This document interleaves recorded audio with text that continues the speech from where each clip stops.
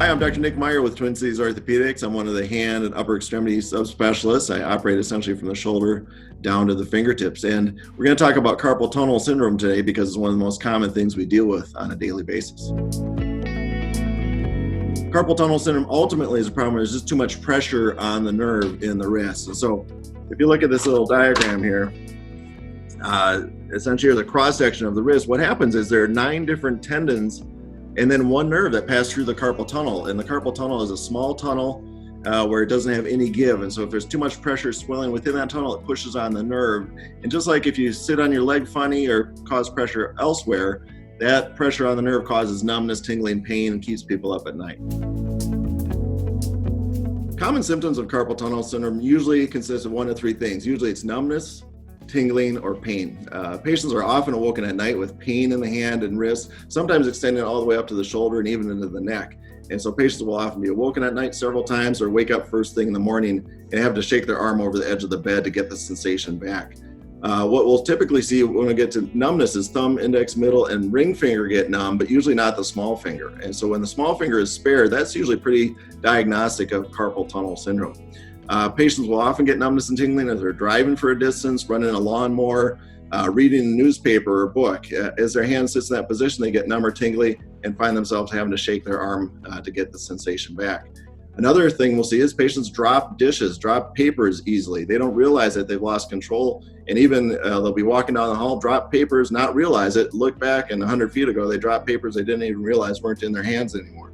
The other thing we'll see is sometimes we'll get atrophy at the base of the thumb. And so this muscle group is also innervated by that same nerve. And so it affects that. It can cause atrophy or weakness in the thumb. And if it gets to that point, it means it's pretty severe. And so you should really seek medical attention immediately because you can get permanent nerve damage if it gets to that point.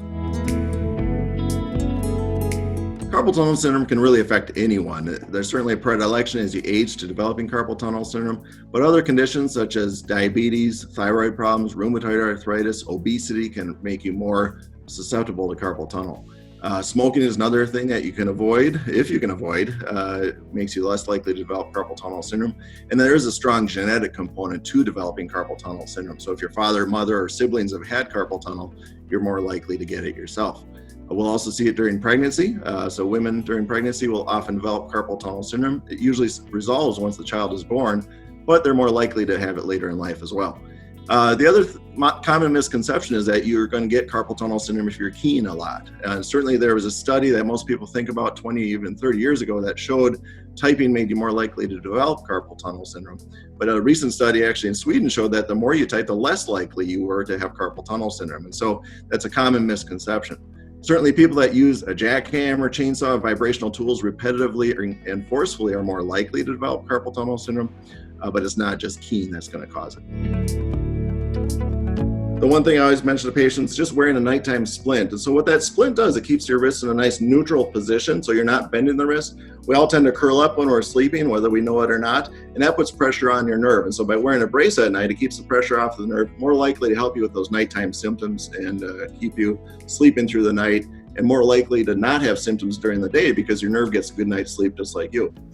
Next option is often injection. So we'll inject a steroid into the carpal tunnel to try and decrease the inflammation in there. It's not often a permanent fix, but it's a good way to buy some time. Also help us diagnostically in that if we give you an injection and you get better, it confirms that yes, it's carpal tunnel syndrome that's causing your symptoms. Finally, there's carpal tunnel release. And what we do there is surgically, we make a little incision either in the palm or down in the wrist. We open up the carpal tunnel just by cutting the top ligament that makes up the roof of the carpal tunnel. We cut that ligament, it opens up that space, takes the pressure off of the nerve, and usually is a permanent fix. About 3% of patients that have a successful surgery might still develop carpal tunnel syndrome later on in life, a year, 5 years, 10 years, 20 years later. But 97% of the time, if you have a successful surgery, you should do just fine. Expectation after carpal tunnel treatment should be to get good resolution of your pain, numbness, and tingling that you had from the carpal tunnel syndrome. Patients that are putting up with it for a while, that's fine, but understand that carpal tunnel syndrome tends not to go away over time. So despite wearing a splint or getting steroid injections and really doing all the right things, carpal tunnel syndrome tends to progress over time.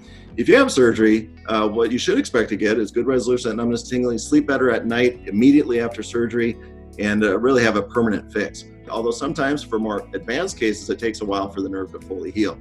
biggest issue is just the tenderness in the palm of the hand. Despite there just being a small incision there, it is sore for a while. At a minimum, 2 months, sometimes as long as 4 to 6 months. Pushing up out of a chair or anytime you're putting pressure on the palm, it is sore for a while. Eventually that goes away.